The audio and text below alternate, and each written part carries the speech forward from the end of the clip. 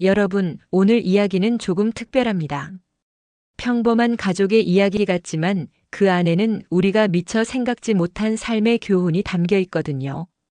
이 이야기가 여러분께 작은 울림이라도 된다면 구독 버튼을 눌러주시고 함께 해주세요. 그럼 시작하겠습니다. 내과 대기실의 형광등은 언제나처럼 차가웠다. 나는 순번을 기다리며 무릎 위에 놓인 핸드백을 만지작거리고 있었다. 남편이 떠난 지 반년, 요즘 들어 가슴이 자주 답답했다. 의사는 스트레스라고 했지만 나는 알고 있었다. 이건 단순한 스트레스가 아니라는 걸. 전화벨이 울렸다. 딸 지영이었다. 여보세요, 지영아. 엄마. 딸의 목소리는 평소와 달랐다. 뭔가 단호하고 차가웠다. 마치 중요한 결정을 내렸을 때의 그 톤이었다. 무슨 일이야? 엄마 지금 병원인데. 엄마, 내 말 잘 들어. 집이랑 아빠 트럭 다 팔았어. 순간 심장이 멎는 것 같았다. 주변의 소음이 사라지고 딸의 목소리만 귓가에 맴돌았다. 뭐라고? 바닷가에 있는 집이랑 아빠가 쓰시던 포터 트럭. 다 팔았다고. 어차피 엄마 혼자 관리 못하잖아. 그리고 나랑 재훈이가 유럽 가는데 돈 필요해서. 손이 떨렸다. 핸드폰을 쥔 손에 힘이 들어갔다. 지영아, 그게 무슨 소리야? 엄마한테 한마디 상의도 없이? 엄마, 이미 다 처리했어. 계약서에 엄마 도장도 찍었고. 아, 그거 재훈이가 대리로 해줬어. 엄마가 요즘 몸도 안 좋으시고 하니까 우리가 알아서 한 거야. 도장을? 내가 언제 허락했다고. 엄마, 그 도장 거실 서랍에 있던 거 맞지? 그거 쓴 거야. 어차피 엄마 것이니까 문제 없어. 변호사도 확인했대. 나는 말을 잇지 못했다. 거실 서랍. 그 도장은 남편이 살아있을 때부터 쓰던 것이었다. 그걸 딸이 몰래 가져갔다는 건가? 우리 내일 유럽 가. 재훈이 회사에서 발령났거든. 최소 3년은 있을 거야. 엄마, 그 집이랑 트럭으로 받은 돈은 우리 유럽 정착하는데 쓸 거니까. 엄마는 아파트에서 편하게 지내. 그게 더 낫잖아. 지영아, 그 집은. 엄마, 나 바빠. 짐 싸야 해. 나중에 연락할게. 안녕. 딸은 전화를 끊었다.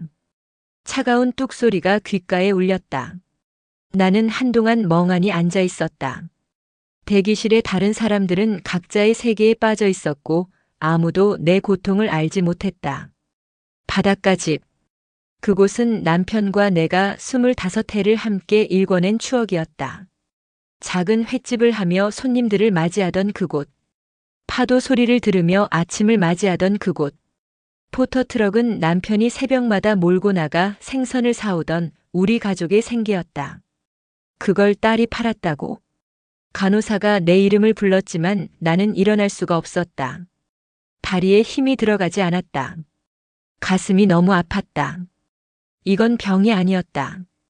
이건 배신이었다. 환자분 괜찮으세요? 간호사가 다가와 내 어깨를 흔들었다. 나는 겨우 고개를 끄덕였다. 죄송해요. 오늘은 그냥 갈게요.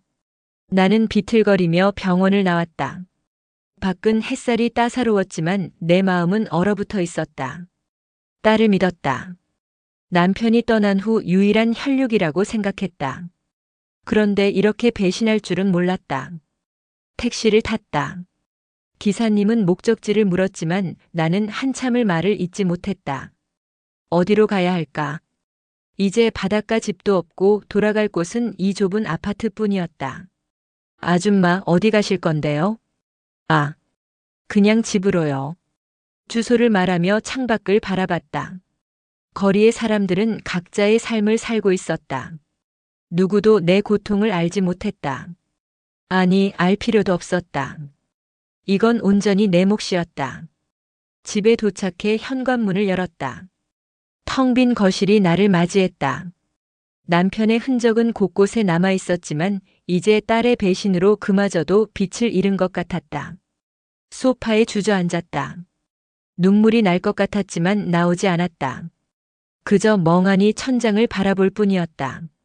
그때 문득 생각났다. 남편이 남긴 봉투. 심장이 다시 뛰기 시작했다. 그래, 그 봉투. 남편이 돌아가시기 일주일 전 내게 건넨 마닐라 봉투. 아직 열어보지 말고 필요할 때 열어봐. 라고 했던 그 봉투. 나는 벌떡 일어나 안방으로 향했다. 옷장 깊숙한 곳, 남편의 낡은 가방 안에 그 봉투가 있었다. 손이 떨렸다. 지금 열어야 할까? 아니면 그냥 덮어둘까? 하지만 딸은 모르는 게 있었다. 남편이 평생을 살며 쌓아온 것들을, 그리고 내가 앞으로 할 수 있는 것들을. 나는 봉투를 꺼내 들고 깊게 숨을 들이마셨다. 남편의 마지막 아침. 남편 성준이는 평범한 사람이었다. 큰 꿈도 없었고 화려한 삶도 추구하지 않았다. 그저 매일 아침 일어나 오늘도 건강해. 라고 말하며 하루를 시작하는 사람이었다. 우리는 25살에 만났다. 나는 작은 식당에서 일했고 그는 수산시장에서 생선을 팔았다. 첫 만남은 우연이었다. 그가 배달 온 고등어가 상했다며 내가 따졌고 그는 황당한 표정으로 이게 신선한 건데요. 라고 대꾸했다. 지금 생각하면 웃긴 일이지만 그게 우리의 시작이었다. 결혼 후 우리는 바닷가에 작은 횟집을 열었다. 처음엔 손님이 없어 힘들었지만 성준이의 성실함과 내 요리 솜씨가 입소문을 타면서 조금씩 자리를 잡아갔다. 아침마다 성준이는 포터트럭을 몰고 수산시장으로 나갔다. 신선한 생선을 고르는 그의 눈은 그 누구보다 정확했다. 여보, 오늘은 광어가 좋던데. 한 20마리 떼어왔어. 그래. 점심 특선으로 내자. 그렇게 우리는 25년을 함께 일했다. 딸 지영이를 낳고 키우고 대학에 보냈다. 지영이는 똑똑했다. 서울에 있는 대학에 합격했고 졸업 후 좋은 회사에 취직했다. 우리는 자랑스러워했다. 하지만 지영이가 재훈이를 만나면서 뭔가 달라지기 시작했다. 재훈이는 겉으로는 괜찮은 청년이었다. 대기업 다닌다며 명함을 내밀었고 우리에게도 공손했다. 하지만 성준이는 뭔가 찜찜하다고 했다. 여보, 그 사람 눈빛이 좀 차가워. 뭘 그래? 요즘 젊은 사람들은 다 그래. 나는 대수롭지 않게 넘겼다. 딸이 행복하다면 그걸로 충분하다고 생각했다. 하지만 성준이의 직감은 틀린 적이 없었다. 지영이와 재훈이가 결혼한 후 우리는 서울에 작은 아파트를 사줬다. 횟집을 팔고 평생 모은 돈을 털어서. 지영이는 고마워했지만 재훈이의 표정은 시큰둥했다. 이것밖에 안 돼요? 재훈이가 중얼거렸다. 나는 그 말을 듣고도 못 들은 척했다. 사위니까. 가족이니까. 그 후 우리는 바닷가 집으로 돌아왔다. 작은 횟집을 다시 열었지만 예전만큼 손님이 많지 않았다. 나이도 들었고 근처에 큰 횟집들이 생겨나면서 경쟁이 치열해졌다. 하지만 우리는 괜찮았다. 서로가 있었으니까. 그런데 작년 겨울 성준이가 쓰러졌다. 여보. 아침에 포터트럭에서 내리던 성준이가 갑자기 주저앉았다. 나는 급히 달려가 그를 부축했다. 괜찮아. 조금 어지러워서. 병원 가자. 아니야, 괜찮아. 그냥 피곤해서 그래. 하지만 그날 이후 성준이의 몸은 점점 나빠졌다. 병원에서는 말기암이라고 했다. 이미 손 쓸 수 없는 단계였다. 여보, 미안해. 병상에 누운 성준이가 내 손을 잡았다. 무슨 소리야? 당신 잘못이 아니잖아. 나 너무 일만 했나 봐. 너한테 여행도 한 번 못 데려갔네. 우리 매일이 여행이었잖아. 바다 보면서 함께 일하면서. 성준이는 희미하게 웃었다. 그리고 마지막 일주일 그는 이상한 행동을 했다. 변호사를 불러 뭔가 이야기를 나눴고 은행에 다녀왔다. 나는 물었지만 그는 대답하지 않았다. 여보, 이거 받아. 성준이가 마닐라 봉투를 건넸다. 이게 뭐야? 지금은 열지 마. 나중에 정말 필요할 때 열어봐. 약속해. 무슨 소리야, 당신. 무섭게. 약속해. 성준이의 눈빛이 진지했다. 나는 고개를 끄덕였다. 알았어. 그리고 사흘 후 성준이는 눈을 감았다. 마지막 순간 그는 내 손을 꼭 쥐고 말했다. 오늘도 건강해. 그게 마지막이었다. 장례를 치르는 동안 나는 정신이 없었다. 지영이는 와서 울었지만 금방 서울로 돌아갔다. 엄마 회사 일이 바빠서 라는 말만 남기고 장례가 끝나고 나는 바닷가 집으로 돌아왔다. 텅 빈 집. 포터트럭은 차고에 그대로 있었다. 나는 운전대를 만지작거렸다. 성준이의 채취가 아직 남아있는 것 같았다. 당신, 왜 이렇게 빨리 갔어? 눈물이 흘렀다. 하지만 울고만 있을 수는 없었다. 살아야 했다. 성준이가 원했던 것도 그거였다. 나는 봉투를 옷장 깊숙한 곳에 넣어두었다. 그리고 잊으려 했다. 하지만 오늘 딸의 전화를 받고 나서 그 봉투가 다시 떠올랐다. 필요할 때가 온 것이다. 잊혔던 봉투. 안방 옷장 앞에 서서 나는 한참을 망설였다. 손이 떨렸다. 이 봉투를 여는 순간 뭔가 돌이킬 수 없는 일이 벌어질 것 같았다. 하지만 선택의 여지가 없었다. 딸은 이미 내 집과 트럭을 팔아버렸다. 나는 아무것도 가진 게 없는 무력한 노인이 되어버렸다. 옷장 문을 열었다. 남편의 옷들이 그대로 걸려 있었다. 나는 참아 버리지 못했다. 가끔 그 옷에 얼굴을 묻고 울곤 했다. 남편의 냄새가 희미하게 남아 있었다. 맨 아래 칸에 낡은 가방이 있었다. 남편이 젊은 시절 쓰던 가방이었다. 가죽이 닳고 지퍼도 고장났지만 남편은 버리지 않았다. 이거 내 첫 월급으로 산 거야. 라며 웃던 그 얼굴이 떠올랐다. 가방을 꺼내 열었다. 안에는 오래된 사진들과 영수증, 그리고 마닐라 봉투가 있었다. 봉투는 두툼했다. 뭔가 많이 들어있는 것 같았다. 나는 거실로 나와 소파에 앉았다. 봉투를 무릎 위에 올려놓고 한참을 바라봤다. 열어야 할까? 아니면 그냥 덮어둘까? 당신, 이 안에 뭘 넣은 거야? 혼잣말이 흘러나왔다. 대답은 없었다. 당연했다. 남편은 이미 이 세상 사람이 아니었다. 나는 천천히 봉투를 열었다. 안에서 가장 먼저 나온 것은 편지였다. 남편의 필체였다. 익숙한 글씨체. 조금 삐뚤빠뚤하지만 정성스럽게 쓴 흔적이 역력했다. 아내에게. 편지의 첫 문장을 읽는 순간 눈물이 핑 돌았다. 나는 잠시 편지를 내려놓고 심호흡을 했다. 진정하고 다시 읽기 시작했다. 여보, 이 편지를 읽고 있다면 나는 이미 당신 곁에 없겠지. 미안해. 먼저 가서. 하지만 당신을 혼자 두고 가는 게 너무 마음이 아파서 이렇게라도 준비를 했어. 편지는 계속되었다. 나는 평생 당신에게 미안했어. 화려한 삶을 못 선물해줘서. 여행도 못 데려가줘서. 하지만 나는 당신과 함께한 매일이 행복했어. 아침마다 당신 얼굴을 보는 것만으로도 충분했어. 눈물이 흘러내렸다. 나는 손등으로 눈물을 닦았다. 봉투 안에 있는 서류들을 잘 봐. 내가 평생 모은 거야. 당신이 모르게. 횟집 수입 중 일부를 따로 저축했고 몇 년 전에는 작은 부동산에 투자도 했어. 다 당신 명의로 해뒀어.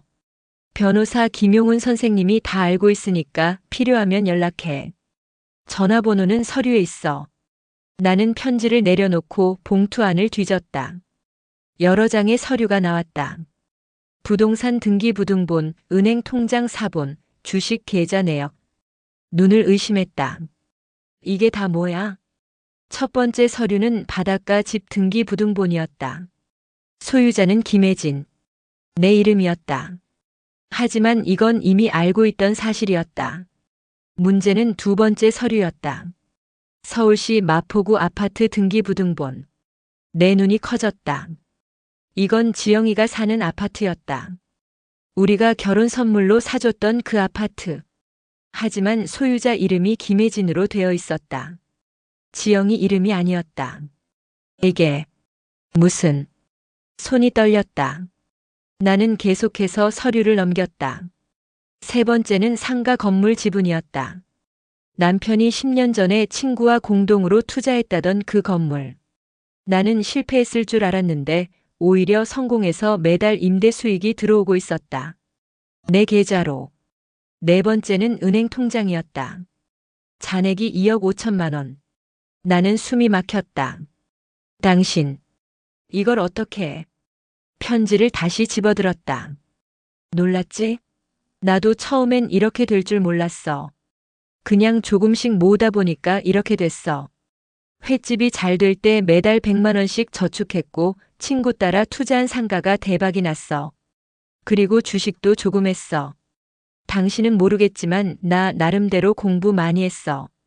도서관 가서 경제책도 읽고. 나는 웃음이 나왔다. 남편이 도서관을 간 적이 있다고. 나는 전혀 몰랐다. 이 모든 걸 당신 명의로 해둔 이유가 있어. 지영이 때문이야. 우리 딸 좋은 애야. 하지만 너무 순진해. 아니, 어쩌면 약해. 재훈이한테 휘둘리는 게 보여. 그래서 걱정이 돼. 만약 내가 없는 사이에 지영이가 당신을 괴롭히거든 이 서류들을 써. 당신은 무력한 사람이 아니야. 당신은 이 모든 걸 소유한 사람이야. 편지의 마지막 문장이 내 가슴을 쳤다. 여보, 바닥에 떨어져 봐야 진짜 소중한 게 뭔지 알게 돼. 지영이한테도 그 기회를 줘. 힘들겠지만 그게 진짜 사랑이야. 나는 당신을 믿어. 사랑해. 편지를 읽고 난 후 나는 한참을 울었다. 남편이 이렇게 준비를 해뒀다니. 나를 위해, 딸을 위해. 그리고 깨달았다. 딸이 판 바닷가 집도 포터트럭도 사실은 내 소유였다. 딸이 도장을 가져가 계약서를 썼다고 하지만 진짜 소유자인 내가 동의하지 않으면 그 계약은 무효였다. 더군다나 딸이 지금 살고 있는 아파트도 내 명이었다. 딸은 그걸 모르고 있었다. 결혼 선물로 받았으니 자기 거라고 착각하고 있었다. 나는 서류들을 정리하며 생각했다. 이제 어떻게 해야 할까? 딸에게 당장 알려줄까? 아니면 남편의 말이 떠올랐다. 바닥에 떨어져 봐야 진짜 소중한 게 뭔지 알게 돼. 나는 결심했다. 딸에게 교훈을 줘야 한다고. 힘들겠지만 그게 진짜 엄마의 역할이라고. 나는 봉투 안에서 명함을 하나 꺼냈다. 법무법인 정의 변호사 김용훈. 전화를 걸었다. 벨이 2번 울리고 남자의 목소리가 들렸다. 여보세요, 김용훈 변호사입니다. 안녕하세요. 저 고성준 씨의 아내 김혜진이라고 합니다. 전화기 너머로 잠시 침묵이 흘렀다. 그리고 변호사의 목소리가 조심스럽게 이어졌다. 아, 사모님. 기다리고 있었습니다. 고인께서 말씀하셨습니다. 언젠가 사모님이 전화하실 거라고. 변호사 김용훈과의 만남은 사흘 후로 잡혔다. 그 사이 나는 봉투 속 서류들을 수없이 들여다봤다. 볼 때마다 새로운 사실이 발견됐다. 남편이 얼마나 꼼꼼하게 준비했는지 알 수 있었다. 변호사 사무실은 시내 중심가에 있었다. 건물 5층. 깔끔한 간판이 눈에 들어왔다. 나는 엘리베이터를 타고 올라갔다. 문을 열고 들어서자 30대 후반으로 보이는 남자가 일어나 인사했다. 사모님 오시느라 수고하셨습니다. 김용훈입니다. 네, 안녕하세요. 우리는 악수를 나눴다. 변호사의 손은 따뜻했다. 그는 나를 상담실로 안내했다. 고인을 생각하면 아직도 마음이 아픕니다. 좋은 분이셨어요. 감사합니다. 변호사는 파일을 하나 꺼냈다. 두툼한 파일이었다. 사모님께서 가져오신 서류들을 보셨죠? 네, 봤습니다. 그런데 이게 다 진짜인가요? 변호사는 고개를 끄덕였다. 네, 모두 합법적으로 등록된 재산입니다. 고인께서 5년 전부터 차근차근 준비하셨어요. 처음엔 작은 금액이었는데 투자가 잘 돼서 불어났죠. 남편이 투자를 했다고요? 네. 주로 부동산과 배당주였습니다. 위험한 투자는 안 하셨어요. 안정적인 것만 골라서. 그리고 매달 수익 금제 시도 피계속 편집을 사모님 명의 계좌로 넣어뒀습니다. 나는 숨을 깊게 들이마셨다. 그럼 바닷가 집이랑 포터트럭도 모두 사모님 단독 명의입니다. 따님께서 판매 계약을 했다고 하셨죠? 그건 법적으로 무효입니다. 진짜 소유자인 사모님의 동의 없이 이루어진 거래니까요. 하지만 딸이 제 도장을 가져가서 변호사는 고개를 저었다. 그것도 문제가 됩니다. 소유자 본인이 직접 계약서에 서명하지 않았다면, 그리고 위임장도 없다면 그 계약은 효력이 없습니다. 더군다나 따님이 무단으로 도장을 사용했다면 이건 사문서 위조에 해당할 수도 있습니다. 내 심장이 쿵쾅거렸다. 그럼 제가 집이랑 트럭을 되찾을 수 있다는 건가요? 물론입니다. 저희가 바로 조치를 취하면 됩니다. 구매자에게 계약 무효 통지를 보내고 따님과 사위에게도 법적 책임을 물을 수 있습니다. 나는 잠시 망설였다. 딸에게 법적 책임을? 그건 너무 가혹한 것 같았다. 하지만 동시에 남편의 편지가 떠올랐다.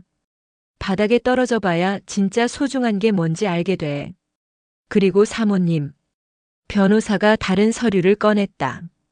따님이 현재 거주 중인 마포구 아파트 말입니다. 네. 그것도 사모님 명의입니다. 고인께서 구매하실 때부터 사모님 명의로 하셨어요. 증여세 문제도 있고 혹시 모를 상황에 대비하기 위해서였죠. 그럼 딸은? 따님은 그 사실을 모르실 겁니다. 등기부등본을 직접 확인하지 않는 이상은요. 대부분의 사람들이 그냥 자기 집이라고 생각하고 살죠. 나는 손으로 입을 가렸다. 충격이었다. 딸이 지금 살고 있는 집도 딸이 팔아버렸다는 바닷가 집도 모두 내 거였다. 나는 가난한 미망인이 아니었다. 오히려 상당한 자산을 가진 사람이었다.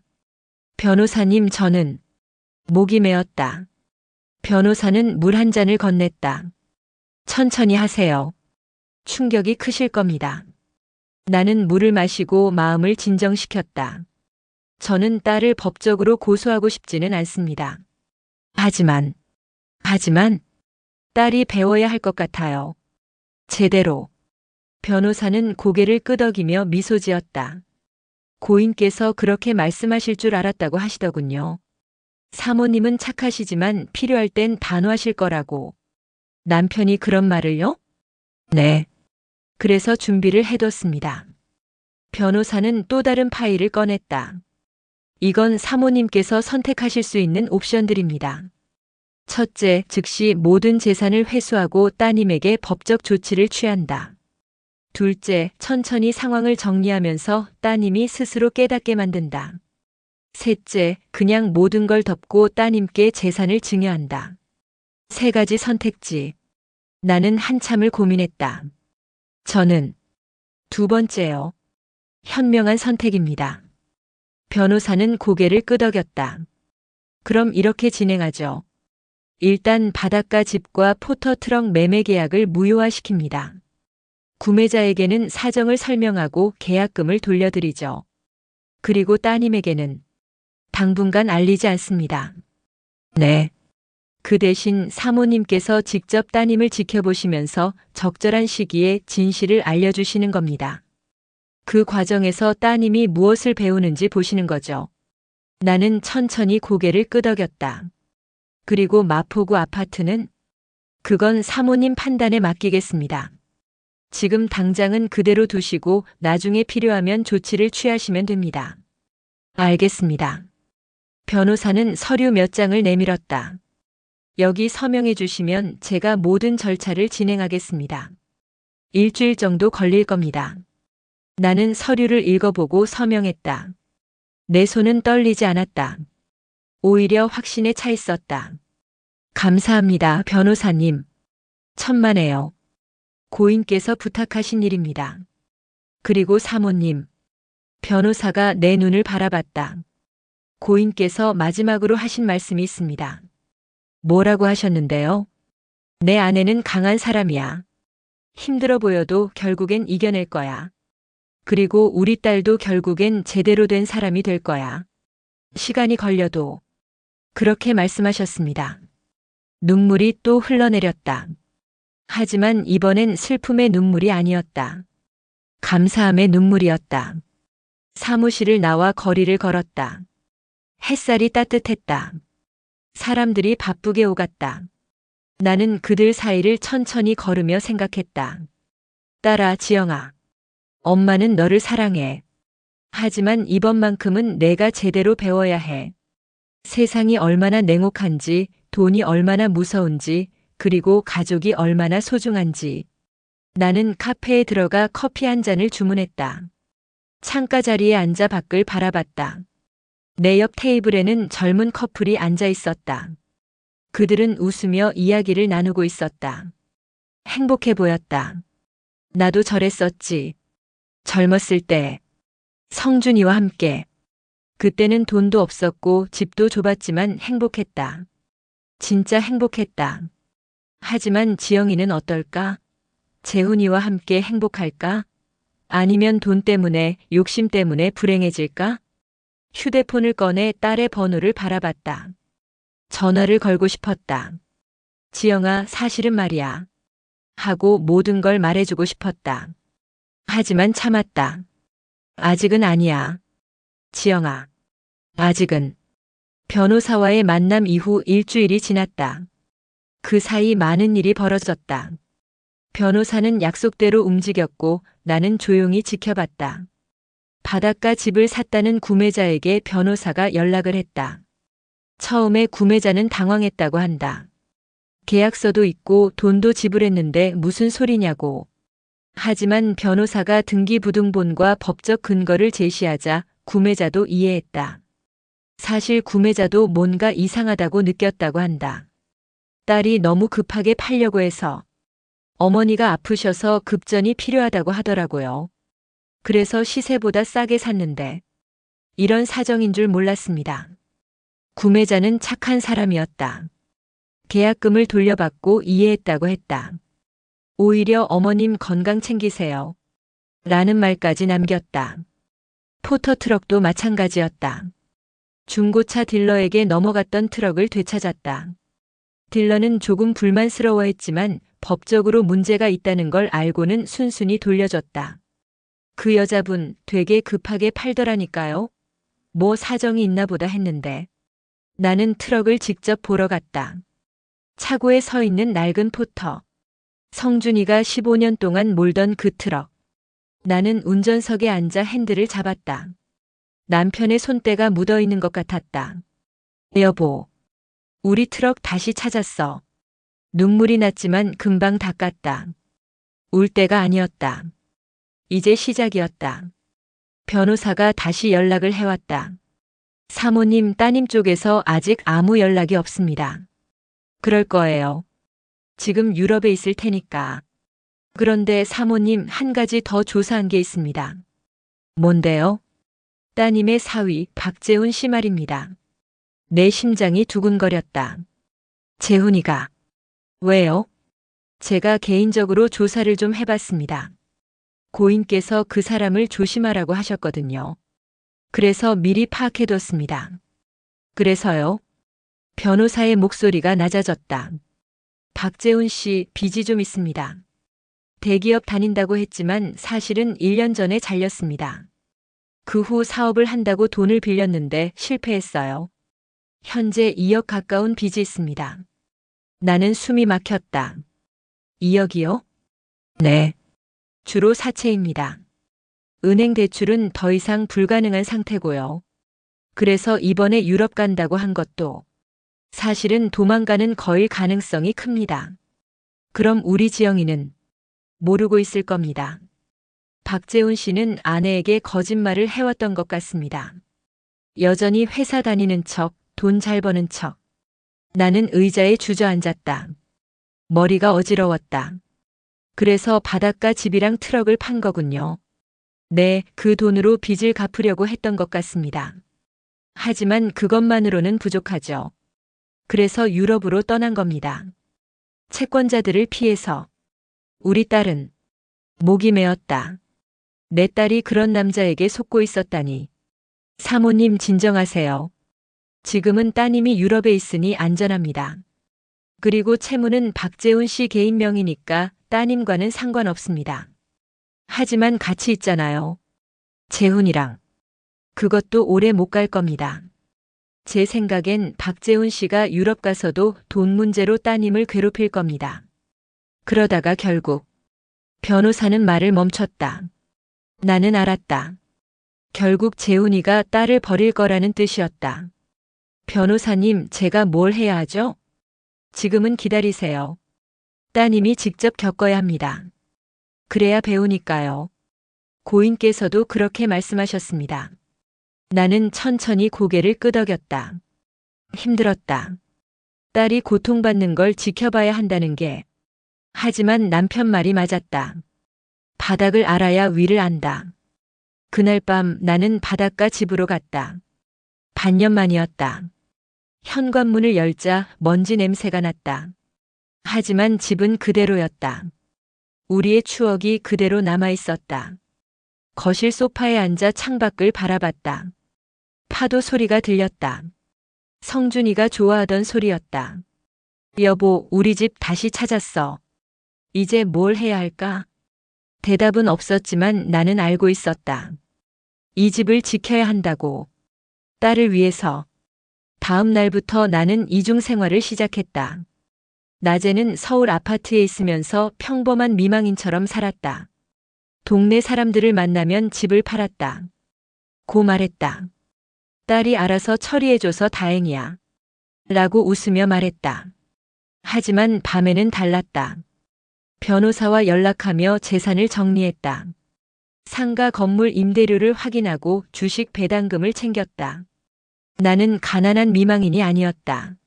나는 보이지 않는 주인이었다. 이웃 아주머니가 말을 걸어왔다. 혜진 씨, 바닷가 집 팔았다며? 얼마에 팔았어? 네, 급하게 팔았어요. 제가 혼자 관리하기 힘들어서. 그래도 아깝지 않아? 추억도 많을 텐데. 아깝죠. 하지만 어쩔 수 없었어요. 딸이 필요하다니까. 아주머니는 혀를 찼다. 요즘 젊은 사람들은 부모 재산을 당연하게 생각하더라. 우리 때는 안 그랬는데. 나는 쓴웃음을 지었다. 그러게요. 하지만 속으로는 달랐다. 아주머니, 저 집 아직 제 겁니다. 그리고 제 딸이 곧 배울 겁니다. 일주일 후 딸에게서 문자가 왔다. 엄마, 유럽 잘 도착했어. 여기 너무 좋다. 날씨도 좋고. 엄마도 나중에 놀러와. 나는 답장을 보냈다. 그래, 잘 지내라. 엄마는 괜찮으니까 걱정하지 마. 하지만 내 손은 떨리고 있었다. 딸아, 너는 아직 모르는구나. 내가 지금 서 있는 곳이 얼마나 위태로운지. 딸이 유럽으로 떠난 지 한 달이 지났다. 그 사이 동네에는 이상한 소문이 퍼졌다. 나에 관한 소문이었다. 혜진 씨 딸이 엄마 집 팔아서 해외로 도망갔대. 어머, 진짜? 효도는 개뿔. 엄마 혼자 두고 자기들만 잘 살려고. 아니, 듣자 하니까 혜진 씨가 아파서 급전이 필요했대. 그래서 딸이 도와준 거래. 에이, 무슨 소리야. 혜진 씨 멀쩡하던데? 내가 지난주에도 봤는데 별일 없더라. 동네 슈퍼에 가면 아주머니들이 수군댔다. 나를 보면 말을 멈추고 동정 어린 눈빛으로 바라봤다. 어떤 이는 다가와서 물었다. 혜진 씨, 요즘 괜찮아? 딸이 잘 챙겨주고 있어? 네, 괜찮아요. 집 팔았다며? 바닷가 집. 아까운데. 추억도 많았을 텐데. 그래도 어쩔 수 없었어요. 딸이 필요하다니까 어쩌겠어. 그래도 부모 재산인데 조금은 아껴야지. 나는 그저 웃으며 대답했다. 사실을 말할 수는 없었다. 아직은. 시간이 필요했다. 하지만 소문은 점점 더 심해졌다. 동네 사람들은 나를 불쌍하게 여겼다. 남편 잃고 집까지 빼앗긴 가련한 미망인. 그게 나에 대한 평가였다. 저 사람 참 불쌍해. 평생 고생만 하고 살았는데 딸한테까지 배신당하다니. 딸이 원래 좀 차가운 애였어. 어렸을 때부터 봤는데 엄마한테 관심이 없더라. 그래도 그렇지 부모 집을 팔다니. 양심이 있어야지. 나는 그런 말들을 들으며 참았다. 화가 났다. 딸에게 화가 난 게 아니라 딸이 거짓말을 퍼뜨린 것에 화가 났다. 엄마가 아파서, 엄마가 원해서, 그런 거짓말들. 동네 사람들은 그 말을 믿었고 나는 불쌍한 사람이 되어버렸다. 어느 날 옆집 아주머니가 찾아왔다.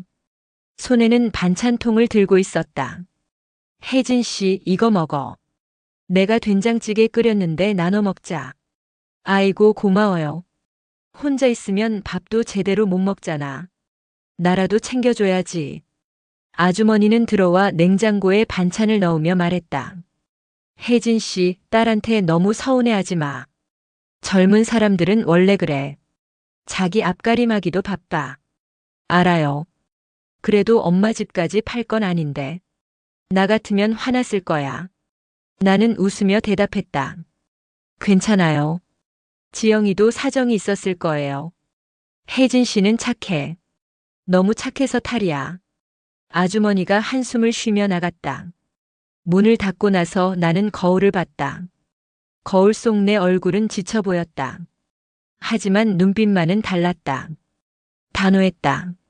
지영아, 내가 뿌린 거짓말이 동네를 떠돌고 있어. 사람들은 날 불쌍하게 여기고 널 나쁜 딸로 생각해. 그게 내가 원한 거니? 그날 밤 딸에게서 전화가 왔다. 엄마, 나야. 지영아. 잘 지내니? 응, 잘 지내. 근데 엄마, 돈 좀 보내줄 수 있어? 나는 숨을 멈췄다. 돈을? 응, 여기 물가가 생각보다 비싸.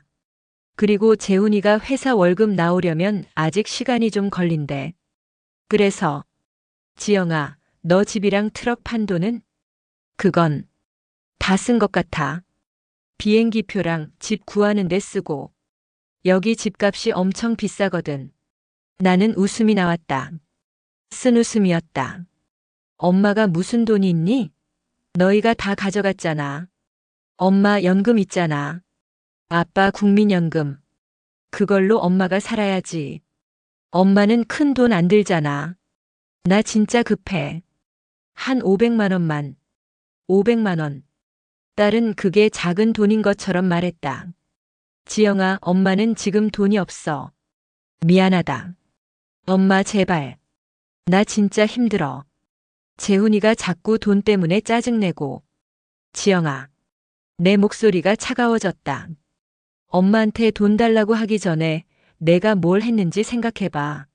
엄마 집이랑 트럭을 팔 때 엄마한테 한마디 물어봤니? 그건 엄마가 원해서 판 거라고 동네에 소문낸 거 알아.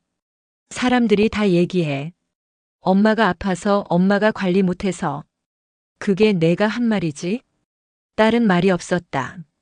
지영아, 엄마는 내가 생각하는 것만큼 무능하지 않아. 그리고 내가 한 일은 나쁜 거야. 알아? 엄마. 미안해. 하지만 나도 사정은 다 있어. 하지만 그게 거짓말할 이유는 안 돼. 엄마는 돈 보내줄 수 없어. 내가 알아서 해. 나는 전화를 끊었다. 손이 떨렸다. 딸에게 이렇게 차갑게 대한 건 처음이었다. 하지만 필요했다. 딸이 배워야 했다. 다음 날 변호사에게서 연락이 왔다. 사모님, 따님이 사모님께 돈을 요구했죠? 어떻게 알았어요? 박재훈 씨 채권자들이 움직이기 시작했습니다. 유럽까지 찾아간 것 같아요. 박재훈 씨가 궁지에 몰린 겁니다. 그래서 따님에게 압박을 넣었을 거고요. 우리 지영이가 위험한 건 아니죠? 신변에는 문제 없습니다. 하지만 정신적으로는 힘들 겁니다. 남편이 거짓말쟁이였다는 걸 알게 될 테니까요. 나는 한숨을 쉬었다. 그래도 어쩔 수 없죠. 지영이가 선택한 거니까. 사모님 견디기 힘드시죠? 네. 힘들어요. 고인께서 그러셨습니다. 진짜 사랑은 때로는 냉정해야 한다고요. 나는 눈물을 닦았다. 바닷가 집으로 다시 가는 길은 묘했다. 한 달 전만 해도 이 집을 잃었다고 생각했는데 이제 다시 내 품으로 돌아왔다. 차창 밖으로 바다가 보였다. 푸른 물결이 햇빛에 반짝였다. 집 앞에 도착했다. 대문을 열고 들어서자 정원에 풀이 조금 자라 있었다. 성준이가 살아있을 때는 매주 풀을 제시도 픽에 속 편집 뽑았는데 이제 아무도 손대는 사람이 없었다. 현관문을 열었다. 먼지 냄새와 함께 추억이 밀려왔다. 거실에 낡은 소파, 식탁 위에 꽃병, 벽에 걸린 가족 사진. 모든 게 그대로였다. 나는 소파에 앉아 한참을 그 공간을 바라봤다. 이곳에서 우리는 수많은 아침을 맞이했고 수많은 저녁을 보냈다. 지영이가 어렸을 때는 이 거실에서 뛰어놀았다. 엄마 아빠 숨바꼭질하자 며 깔깔거리던 그 목소리가 아직도 들리는 것 같았다. 창문을 열자 바닷바람이 들어왔다. 짠내 나는 바람. 파도 소리가 들렸다. 성준이가 좋아하던 소리였다. 여보, 이 소리 들으면 마음이 편해져. 라고 하던 남편의 목소리가 귓가에 맴돌았다. 부엌으로 갔다. 싱크대 옆에는 성준이가 쓰던 머그컵이 있었다. 바다를 품은 남자라는 글씨가 새겨진 컵. 내가 결혼 기념일에 선물한 거였다. 나는 그 컵을 들고 물을 마셨다.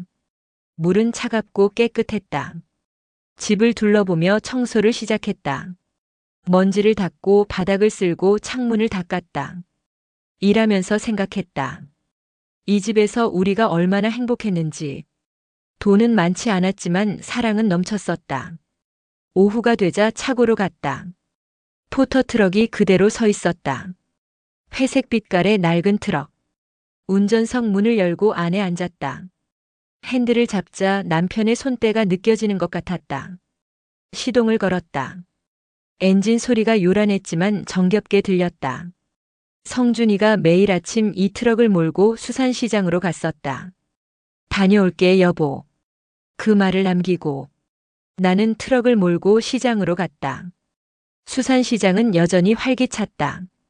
상인들이 큰 소리로 손님을 불렀고 생선 비린내가 진동했다. 나는 트럭을 주차하고 시장 안으로 들어갔다. 어머, 혜진 씨 아니야? 생선 가게 주인 아저씨가 나를 알아봤다. 아저씨, 안녕하세요. 성준이 형님 돌아가신 후로 처음 보네. 어떻게 지내? 그럭저럭 지내요. 형님 많이 보고 싶지? 좋은 분이었는데. 아저씨의 눈가가 촉촉해졌다. 오늘은 뭐 사러 왔어? 아니요, 그냥. 옛날 생각나서요. 그래? 형님이랑 매일 여기 오셨잖아. 새벽같이. 형님 눈은 정말 정확했어. 어떤 생선이 신선한지 딱 아시더라고. 나는 웃었다. 맞았다. 성준이는 생선 보는 눈이 탁월했다. 아저씨, 광어 좋은 거 좀 주세요. 응? 횟집 다시 하려고? 아니요, 그냥. 먹고 싶어서요. 아저씨는 가장 싱싱한 광어를 골라줬다. 형님 생각하면서 드세요. 형님도 광어 좋아하셨잖아. 네, 감사합니다. 나는 광어를 들고 시장을 나왔다. 트럭에 싣고 다시 집으로 돌아왔다. 부엌에서 광어를 손질했다. 칼질이 서툴렀지만 조금씩 회를 떴다. 성준이가 살아있을 때 몇 번 보긴 했지만 직접 하려니 어려웠다. 그래도 해냈다. 접시에 회를 담고 초고추장을 곁들였다. 소주 한 병도 꺼냈다. 성준이가 좋아하던 소주. 식탁에 앉아 혼자 잔을 들었다. 여보, 우리 집 다시 찾았어. 트럭도 찾았고. 당신이 남겨준 덕분이야.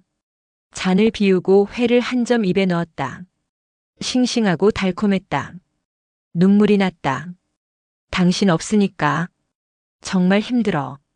하지만 할 거야. 당신이 원하던 대로. 지영이를 제대로 가르칠 거야. 바람이 불었다. 창문으로 들어온 바람이 커튼을 흔들었다. 마치 누군가 대답하는 것 같았다. 식사를 마치고 나는 해변으로 나갔다. 석양이 지고 있었다. 하늘이 주황빛으로 물들었다.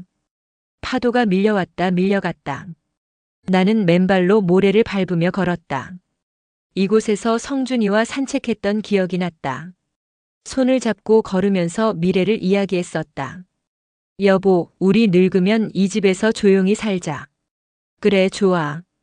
아침마다 바다 보면서 커피 마시고, 지영이도 가끔 놀러 오고, 손주들이랑 함께 와서 모래성 쌓고, 그런 꿈이 있었다. 하지만 성준이는 너무 일찍 떠났다. 그 꿈은 이루어질 수 없게 됐다. 하지만 나는 여전히 이 집을 지킬 수 있었다. 남편이 남겨준 덕분에. 그리고 언젠가 지영이도 이곳으로 돌아올 것이다. 그때 우리는 다시 시작할 수 있을 것이다. 집으로 돌아와 침대에 누웠다. 오랜만에 이 집 침대에 눕는 것이었다. 천장을 바라보며 생각했다. 여보, 나 아직 칼을 빼들지 않았어. 지영이한테. 아직은 지켜보고 있어. 언제 움직여야 할지 알 거야.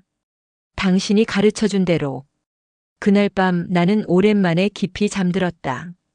파도 소리가 자장가가 되어 나를 재웠다. 다음 날 아침 변호사에게 전화했다. 변호사님, 집 다시 찾았어요. 트럭도. 다행입니다, 사모님. 기분이 좀 나아지셨나요? 네, 많이요. 이제 다음 단계로 가야 할 것 같아요. 다음 단계요? 네. 지영이한테 조금씩 압박을 넣어야 할 것 같아요. 변호사는 잠시 침묵했다가 물었다. 어떤 방법을 생각하고 계신가요? 마포구 아파트요. 거기에 대해 조치를 취하고 싶어요. 퇴거 통지를 하시겠다는 말씀이신가요? 네. 사모님, 확실하신 거죠? 따님이 큰 충격을 받을 겁니다. 나는 심호흡을 했다. 알아요. 하지만 필요해요. 지영이가 진짜 바닥을 알아야 해요. 지금은 유럽에서 놀고 있지만 돌아왔을 때 현실을 마주해야 해요. 알겠습니다. 그럼 법인 명의로 퇴거 통지서를 발송하겠습니다. 따님이 모르게 정식 절차로요. 얼마나 걸릴까요? 일주일 정도면 통지서가 도착할 겁니다. 그 후 한 달의 유예 기간이 주어지고요. 알겠습니다. 진행해 주세요. 전화를 끊고 나는 창밖을 바라봤다. 바다가 잔잔했다. 고요했다. 하지만 나는 알고 있었다. 곧 폭풍이 올 것이라는 걸. 지영아, 미안해. 하지만 이게 엄마가 줄 수 있는 마지막 선물이야. 진짜 삶을 배우는 기회. 퇴거 통지서.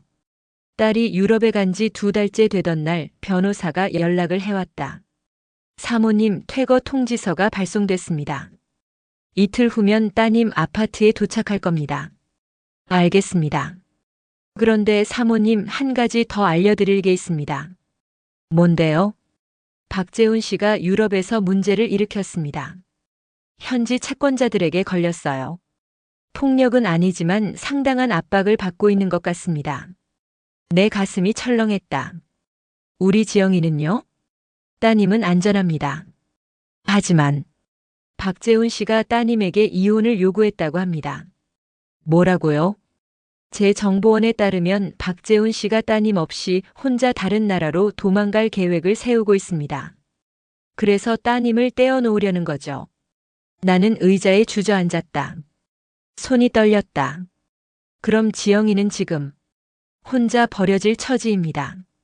유럽에서 아무 연고도 없는 곳에서 제가 가야 하나요? 데리러? 아직은 아닙니다. 따님에게 비행기표 살 돈은 있을 겁니다. 스스로 돌아올 수 있어요. 그리고 사모님, 지금 가시면 따님이 배울 기회를 놓칩니다. 나는 눈물을 닦았다. 변호사님 말이 맞아요. 알아요. 하지만 엄마 마음이. 고인께서 말씀하셨습니다. 가장 힘든 건 지켜보는 것이라고요. 나는 천천히 숨을 내쉬었다. 알겠습니다. 기다리겠습니다. 이틀 후 밤 11시쯤 딸에게서 전화가 왔다. 울먹이는 목소리였다. 엄마. 지영아, 왜? 무슨 일 있어? 엄마. 재훈이가. 딸은 말을 잇지 못하고 울기만 했다. 내 가슴이 찢어지는 것 같았다.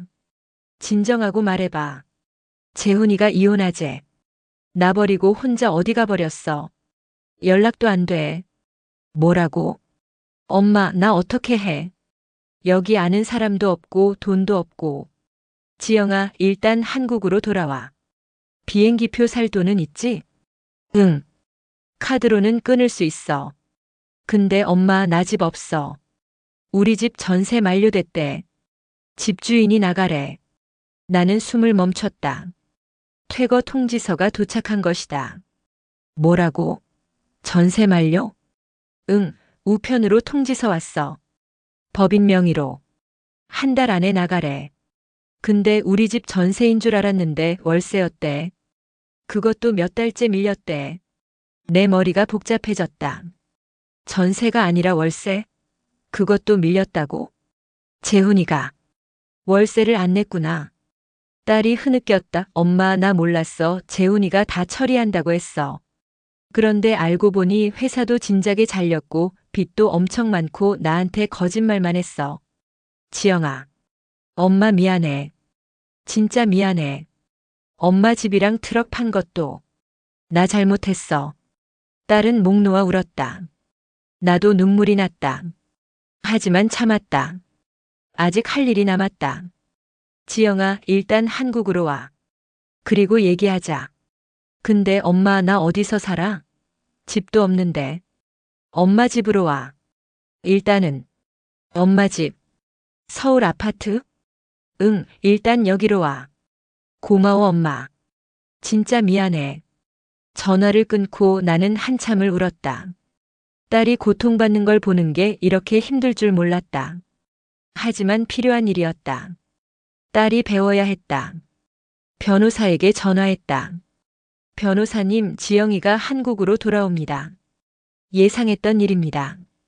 그럼 이제 어떻게 하시겠습니까? 일단 제 집으로 데려올 거예요. 그리고 조금 더 지켜볼 거예요. 마포 아파트는요? 그대로 두세요.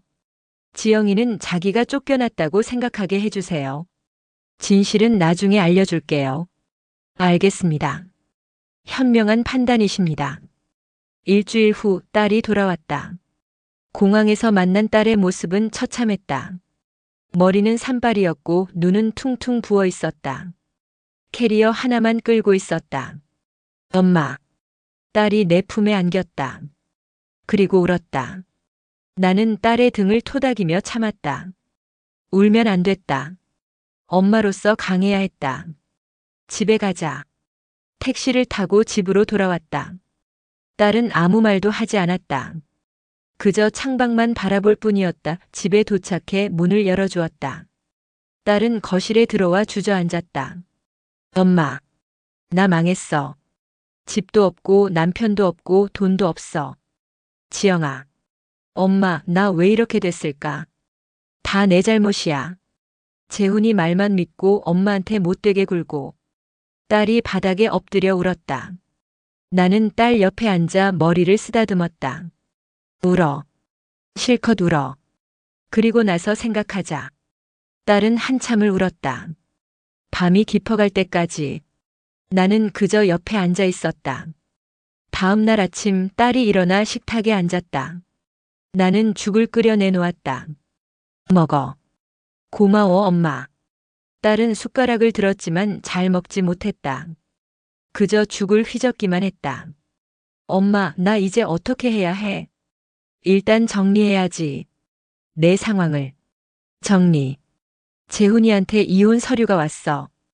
카톡으로. 서명하래. 그럼 해야지 뭐. 나한테 선택권이 없잖아. 딸의 목소리는 체념에 차 있었다. 그리고 나서? 모르겠어. 일자리를 구해야 하는데 나 경력 단절이야. 결혼하고 회사 그만뒀거든. 누가 날 뽑겠어. 할 수 있어. 엄마는 몰라. 세상이 얼마나 냉정한지. 나는 쓴웃음을 지었다. 딸이 세상을 안다고? 아직 아무것도 모르는데. 지영아, 넌 아직 젊어. 다시 시작할 수 있어. 엄마, 나 빚도 있어. 재훈이 빚이 내 명의로도 좀 있대. 연대보증 섰었나 봐. 나도 모르게. 내 심장이 쿵쾅거렸다. 얼마나? 5천. 5천만 원. 나는 숨을 들이마셨다. 변호사가 말했던 것보다 더 심각했다. 지영아, 그건 나중에 알아보자. 지금은 내 건강부터 챙겨. 엄마 미안해. 진짜 미안해. 엄마한테 짐만 되고. 괜찮아. 엄마니까. 하지만 속으로는 결심했다.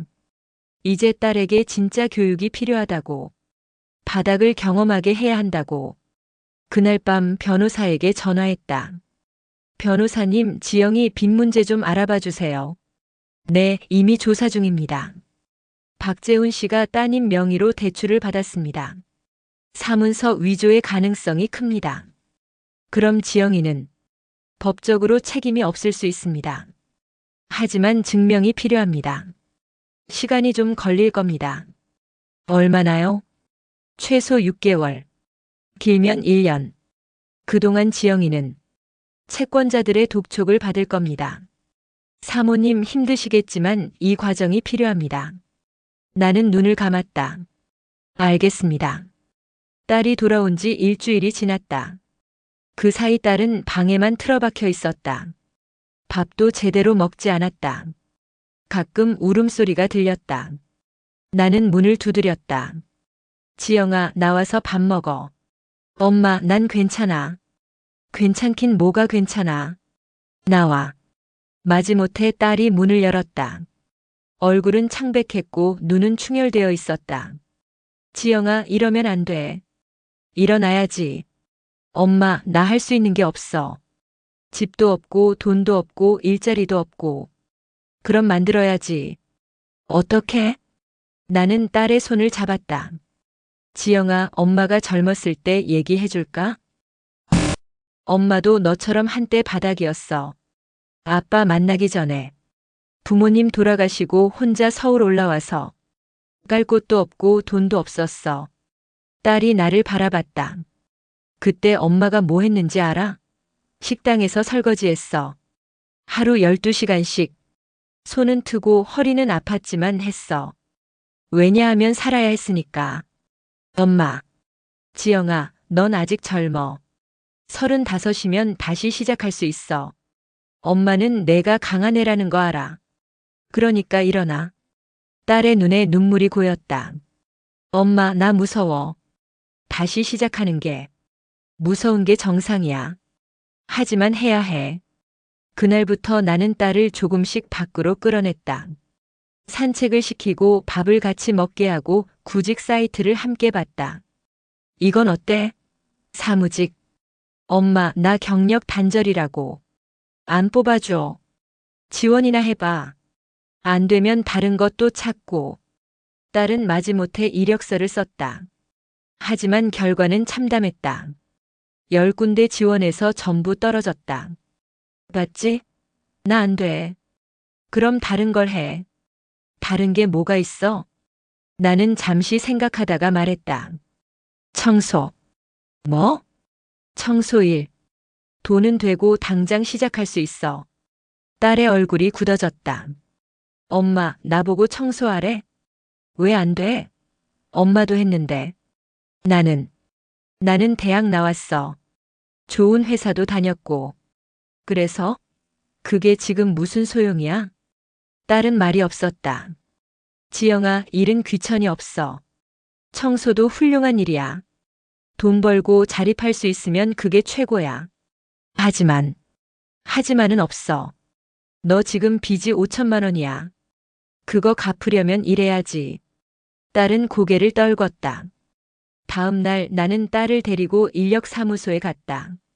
청소 일을 소개해주는 곳이었다. 야간 청소 구해요. 시급은 12,000원. 밤 10시부터 새벽 5시까지. 딸은 아무 말도 하지 않았다. 그저 고개만 끄덕였다. 첫 출근 날 딸은 청소복을 입고 나왔다. 눈은 여전히 충혈되어 있었고 얼굴은 창백했다.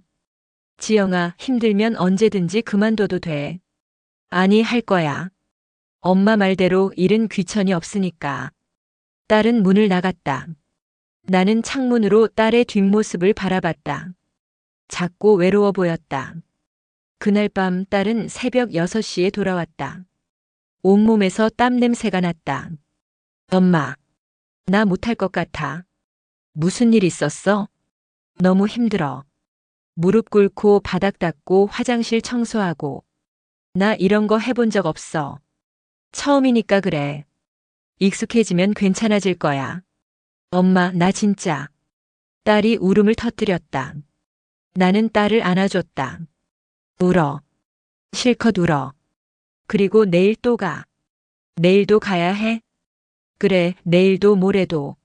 내가 일어설 때까지. 딸은 내 품에서 한참을 울었다. 한 달이 지났다. 딸은 매일 밤 청소를 나갔다. 처음엔 힘들어했지만 조금씩 익숙해졌다. 몸은 힘들었지만 표정은 조금씩 달라졌다. 엄마, 오늘 팀장님이 칭찬해줬어. 일 깨끗하게 한다고. 그리고 월급 받았어. 첫 월급. 딸이 봉투를 내밀었다. 나는 받지 않았다. 그건 내 거야. 내가 번 돈이니까. 하지만 엄마, 나 여기서 얹혀 살잖아. 밥값이라도 드려야지. 됐어. 그 돈으로 내 빚 갚아. 딸의 눈에 눈물이 맺혔다. 엄마, 고마워. 하지만 현실은 녹록지 않았다. 한 달에 200만 원 정도 버는 딸에게 5천만 원의 빚은 너무 컸다. 더군다나 채권자들이 독촉을 시작했다. 김지영 씨, 돈 갚으세요. 이자만 해도 한 달에 100만 원이에요. 딸은 전화를 받을 때마다 떨었다. 엄마, 나 못 갚겠어. 이자만 내도 벅차. 변호사님한테 맡겼으니까 기다려봐. 방법이 있을 거야. 하지만 언제까지? 조금만 더 참아. 어느 날 딸에게서 또 다른 소식이 들렸다. 엄마, 마포 아파트에서 연락 왔어. 한 달 더 늦으면 강제 퇴거 당한대. 너 아직 짐 안 뺐어? 응. 갈 엄두가 안 나. 그 집에 내 추억이 다 있는데. 나는 한숨을 쉬었다. 지영아, 가서 빼야지. 더 늦으면 버려져. 엄마, 같이 가줄 수 있어? 그래. 다음 주 우리는 마포 아파트로 갔다. 딸이 살던 집. 현관문을 열자 먼지 냄새가 났다. 딸은 거실에 서서 한참을 둘러봤다.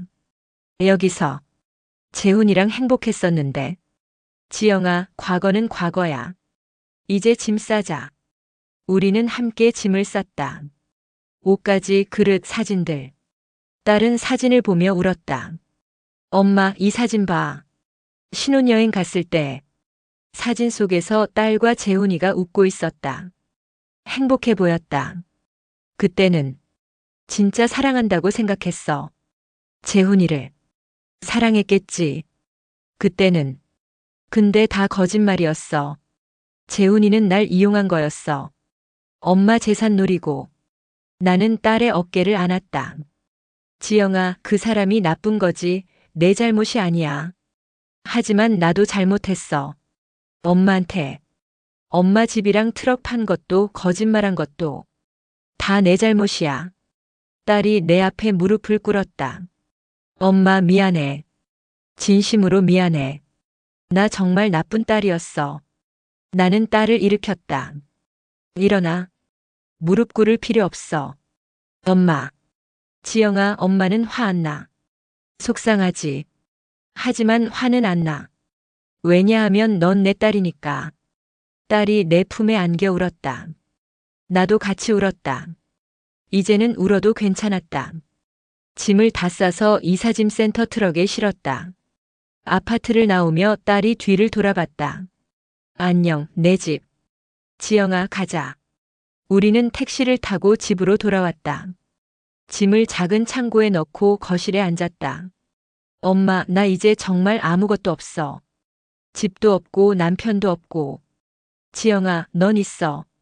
엄마가 있잖아. 엄마. 그리고 내 자신도 있어. 그게 가장 중요한 거야. 딸은 고개를 끄덕였다. 그날 밤 나는 변호사에게 전화했다. 변호사님, 지영이 많이 힘들어해요. 조금만 더 견디셔야 합니다. 곧 전환점이 올 겁니다. 전환점이요? 네. 제가 박재훈 씨의 사문서 위조 증거를 거의 다 확보했습니다. 한 달 안에 따님의 빚을 무효화시킬 수 있을 것 같습니다. 내 심장이 뛰었다. 정말요? 네. 그리고 사모님, 이제 슬슬 따님에게 진실을 알려주셔야 할 것 같습니다. 진실을. 네. 사모님이 가진 재산, 그리고 마포 아파트의 진짜 주인이 누구인지. 나는 깊게 숨을 들이마셨다. 아직이에요. 조금만 더요. 왜요? 지영이가 아직 덜 배웠어요. 조금 더 바닥을 경험해야 해요. 그래야 진짜로 변할 수 있어요. 변호사는 잠시 침묵했다가 말했다. 사모님, 고인께서 사모님을 믿으신 이유를 알 것 같습니다. 감사합니다. 전화를 끊고 나는 딸의 방문을 바라봤다. 안에서 작은 소리가 들렸다. 딸이 기도하는 소리였다. 제발, 제발 이 상황에서 벗어나게 해주세요. 엄마한테 더 이상 짐이 되지 않게. 나는 가슴이 아팠다. 하지만 참았다. 조금만 더 견디면 된다. 딸이 청소 일을 시작한 지 2달째 되던 날 예상치 못한 일이 벌어졌다. 딸이 출근하기 전 나를 불렀다. 엄마, 이거 봐. 딸이 낡은 봉투를 들고 있었다. 또 다른 마닐라 봉투였다. 이게 뭐야? 내 옷장 정리하다가 찾았어. 아빠가 결혼할 때 준 거래.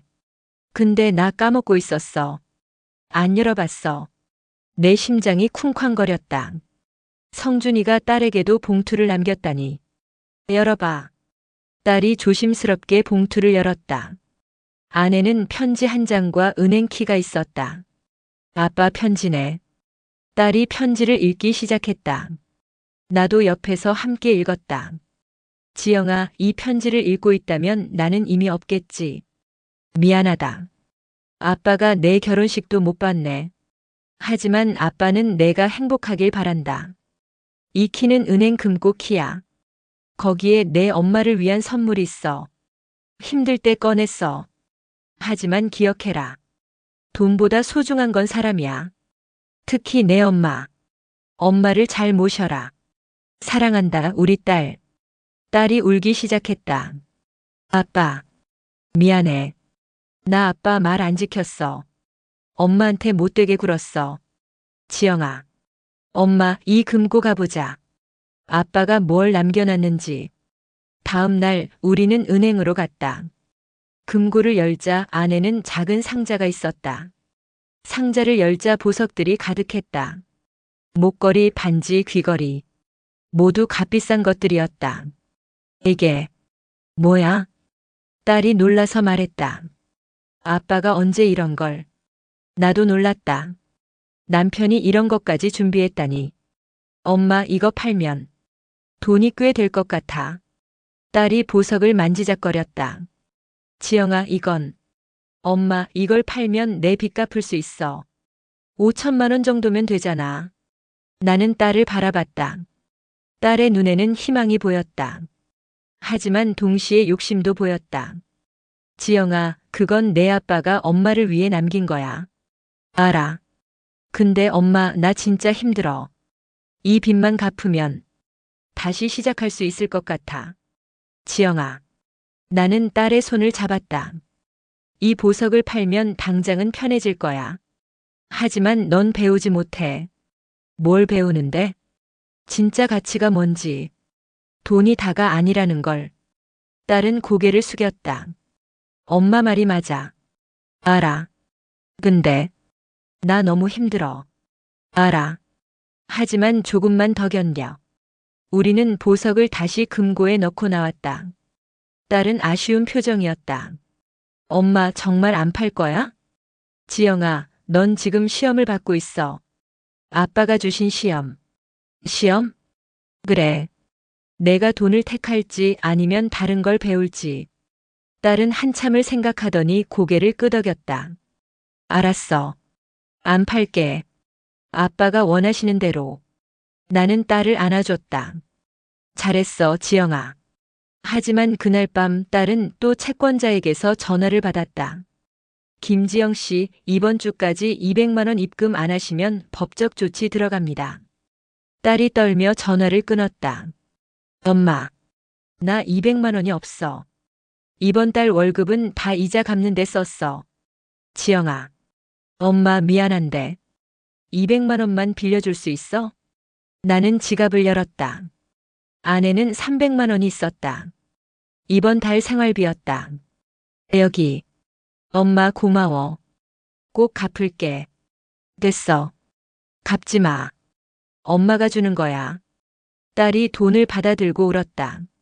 엄마, 나 정말 못난 딸이야. 계속 엄마한테 손 벌리고. 괜찮아. 내가 배우고 있으니까.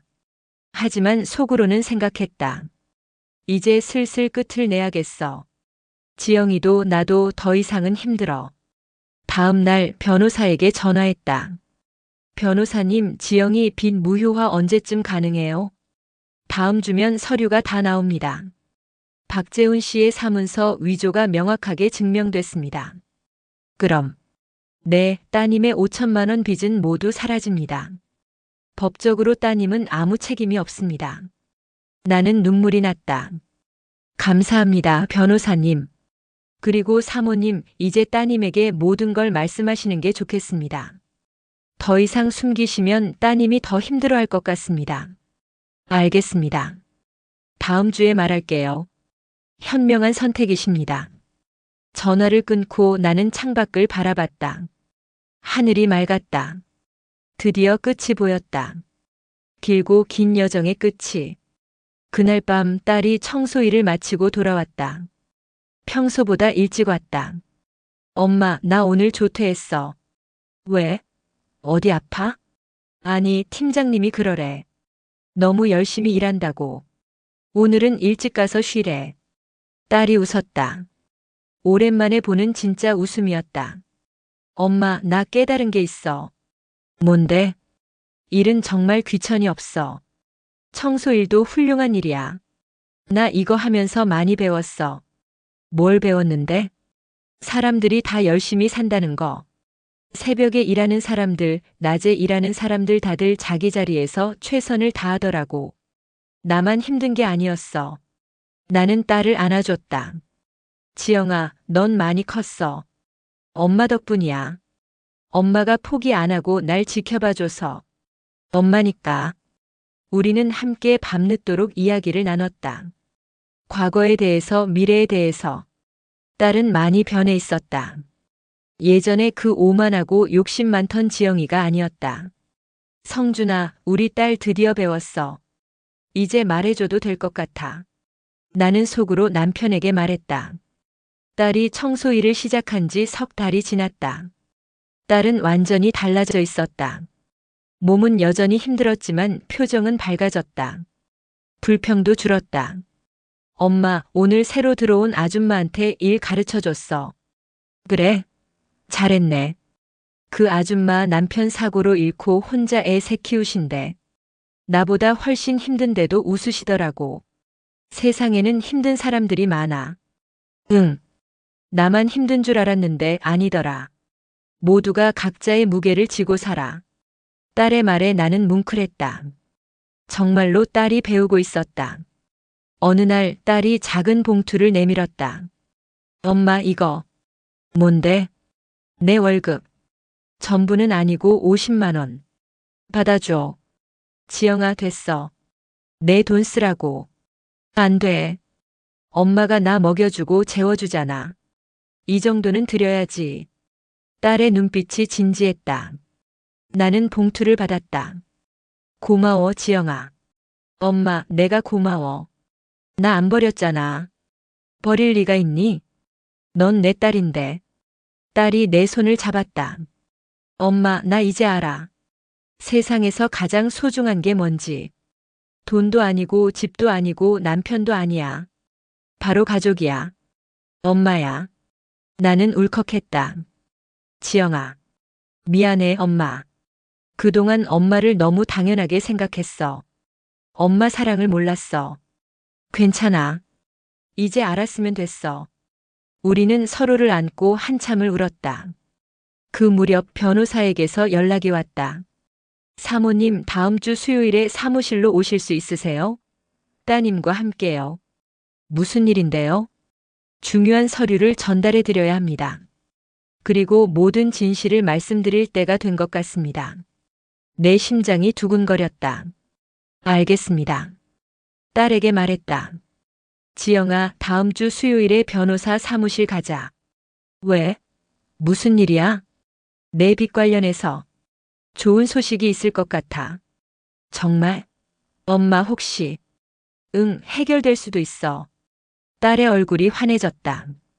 엄마 진짜? 진짜야? 응. 그러니까 기대해도 좋아. 딸은 기쁨에 겨워 방방 뛰었다. 그 모습이 어린아이 같았다. 수요일이 되었다. 우리는 함께 변호사 사무실로 갔다. 딸은 긴장한 얼굴이었다. 엄마 손 좀 잡아줘. 그래. 우리는 손을 잡고 사무실 문을 열었다. 변호사가 우리를 맞이했다. 어서 오세요. 앉으세요. 우리는 소파에 앉았다. 변호사는 2개의 파일을 꺼냈다. 먼저 좋은 소식부터 전하겠습니다. 김지영 씨. 네. 귀하의 5천만 원 빚은 모두 무효입니다. 딸이 눈을 크게 떴다. 네? 뭐라고요? 박재훈 씨가 귀하의 명의를 도용해서 대출을 받았습니다. 서명을 위조했고요.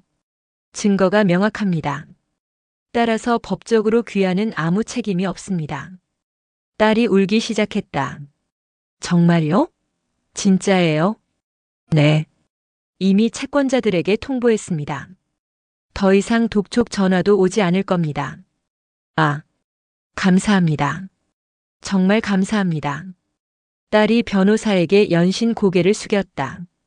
그리고 변호사가 2번째 파일을 열었다. 이건 더 중요한 내용입니다. 뭔데요? 김지영 씨, 귀하가 살던 마포구 아파트 기억하시죠? 네. 쫓겨났는데요. 그 아파트의 진짜 주인이 누군지 아십니까? 딸이 고개를 가웃거렸다. 법인이라고 들었는데요. 그 법인의 실소유주는 변호사가 나를 가리켰다. 사모님입니다. 김혜진 씨. 딸이 나를 바라봤다. 눈이 커졌다. 엄마. 그리고 바닷가 집, 포터트럭 모두 사모님 명의입니다. 귀하가 판매했다고 생각하신 그 재산들 사실은 하나도 팔리지 않았습니다. 딸의 얼굴이 창백해졌다. 무슨 소리예요? 변호사가 서류들을 펼쳐 보였다. 이것이 모든 증거입니다. 고 고성준 씨는 생전에 모든 재산을 사모님 명의로 해두셨습니다.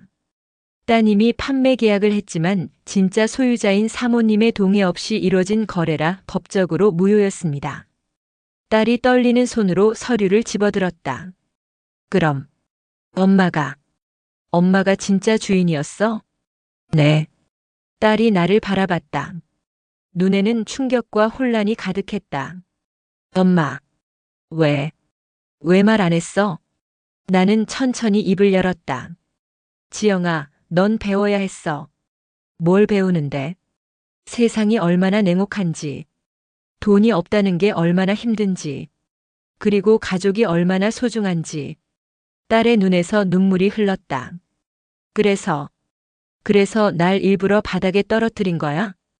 그래, 엄마. 나 너무 힘들었어.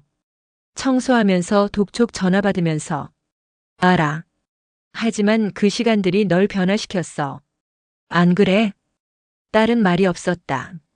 한참을 울다가 천천히 고개를 끄덕였다. 맞아. 엄마 말이 맞아. 나 많이 변했어. 예전에 난 정말 나쁜 사람이었어. 넌 나쁜 사람이 아니었어. 그냥 몰랐던 거야. 딸이 내 앞에 무릎을 꿇었다. 엄마 미안해. 진짜 미안해. 그리고 고마워. 나는 딸을 일으켰다. 일어나. 이제 다시 시작하자. 변호사 사무실을 나온 후 우리는 한참을 말없이 걸었다. 딸은 여전히 충격에 휩싸여 있었다. 엄마, 나 꿈꾸는 것 같아. 꿈이 아니야. 그럼 진짜 내 빚이 없어진 거야? 그리고 집도 원래 엄마 거였고. 응. 딸이 멈춰섰다. 엄마, 근데 왜 날 일부러 힘들게 한 거야? 처음부터 말해줬으면 나 그렇게 고생 안 했잖아. 나도 멈춰서서 딸을 바라봤다.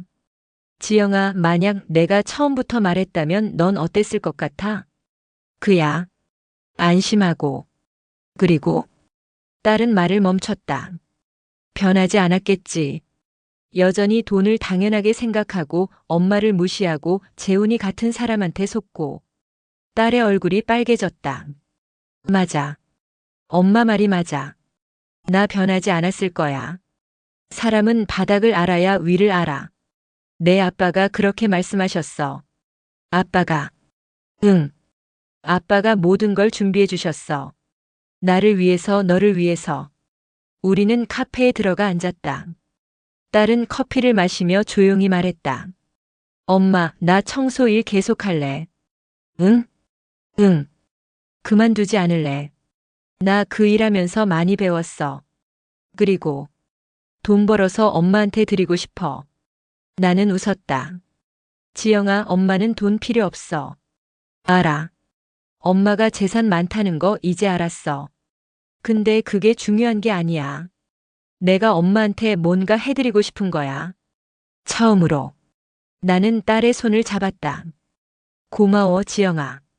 엄마, 그리고 바닷가 집 말이야. 응? 거기서 뭔가 하면 안 될까? 횟집이랑 카페 같은 거. 내가? 응, 나랑 엄마랑 같이 엄마가 요리하고 나는 서빙하고 아빠가 하셨던 것처럼. 나는 딸을 바라봤다. 딸의 눈은 반짝이고 있었다. 지영아, 넌 서울에서 일자리 찾아야 하는 거 아니야? 엄마, 나 깨달았어. 서울에서 대기업 다니는 게 행복이 아니더라고. 진짜 행복은 소중한 사람들과 함께 있는 거야. 나는 눈물이 났다. 그래. 그럼 같이 해보자. 진짜? 엄마 좋아? 응. 너무 좋아. 우리는 서로를 안았다. 카페 안의 사람들이 우리를 바라봤지만 우리는 신경 쓰지 않았다. 다음 주 우리는 바닷가 집으로 갔다. 딸은 집을 둘러보며 감탄했다. 와, 여기 여전히 예쁘네. 내가 어렸을 때랑 똑같아. 그럼 엄마가 잘 지켰으니까. 엄마, 여기 테라스에 테이블 놓으면 좋겠다. 손님들이 받아보면서 먹을 수 있게. 좋은 생각이네. 그리고 메뉴는 아빠가 좋아하셨던 것들로 하자. 광어회, 전복죽, 해물파전. 그래, 좋아. 우리는 함께 계획을 세웠다. 인테리어는 어떻게 할지, 메뉴는 무엇으로 할지, 장사는 언제 시작할지. 한 달 후 우리는 작은 식당을 열었다. 이름은 성준이네 바닷집이었다. 간판에는 남편의 사진이 있었다. 웃고 있는 모습. 오픈 첫날 동네 사람들이 찾아왔다. 혜진 씨, 장사 다시 시작했어? 잘 됐네. 이번엔 딸이랑 같이 하는 거야? 응. 지영이가 도와주기로 했어. 지영이, 오랜만이다. 잘 지냈어? 딸이 공손하게 인사했다. 안녕하세요. 그동안 많이 배우고 왔어요. 그래? 뭘 배웠는데? 인생을요. 사람들이 웃었다. 따뜻한 웃음이었다. 장사는 예상보다 잘 됐다. 입소문이 나면서 손님들이 늘어났다. 딸은 열심히 일했다. 서빙하고 설거지하고 청소하고 불평 한마디 없이. 엄마, 오늘 매출 200만 원 넘었어. 진짜? 대박이네. 이러다가 대박 나는 거 아니야? 그럴 수도 있지.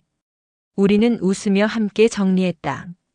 어느 날 저녁 장사를 마치고 테라스에 앉았다. 석양이 지고 있었다. 하늘이 주황빛으로 물들었다.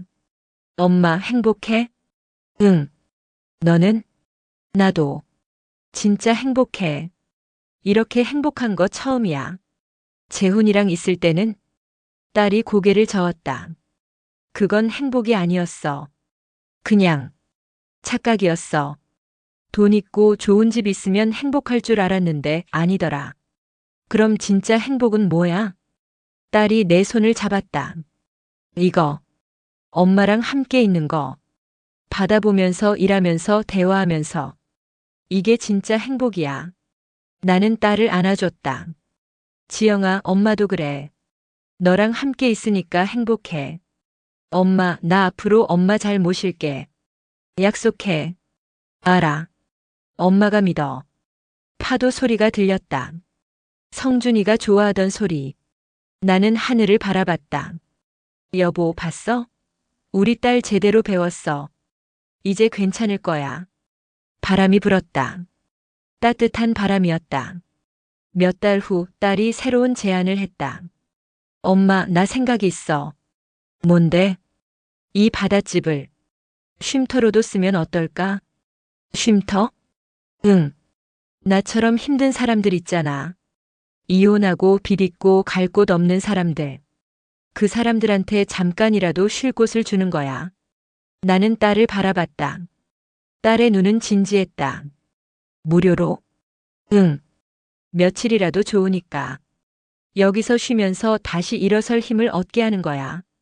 나처럼. 지영아. 엄마, 나 여기서 다시 태어났잖아. 다른 사람들도 그럴 수 있을 것 같아. 나는 눈물이 났다. 좋아. 해보자. 그렇게 우리는 바닷집 한쪽을 쉼터로 만들었다. 작은 방 3개, 깨끗한 침대와 옷장, 그리고 따뜻한 밥. 첫 번째 손님은 30대 여성이었다. 남편에게 맞고 도망쳐 나왔다고 했다. 여기 정말 무료예요? 네. 마음 편히 쉬다 가세요. 감사합니다. 여성이 울었다.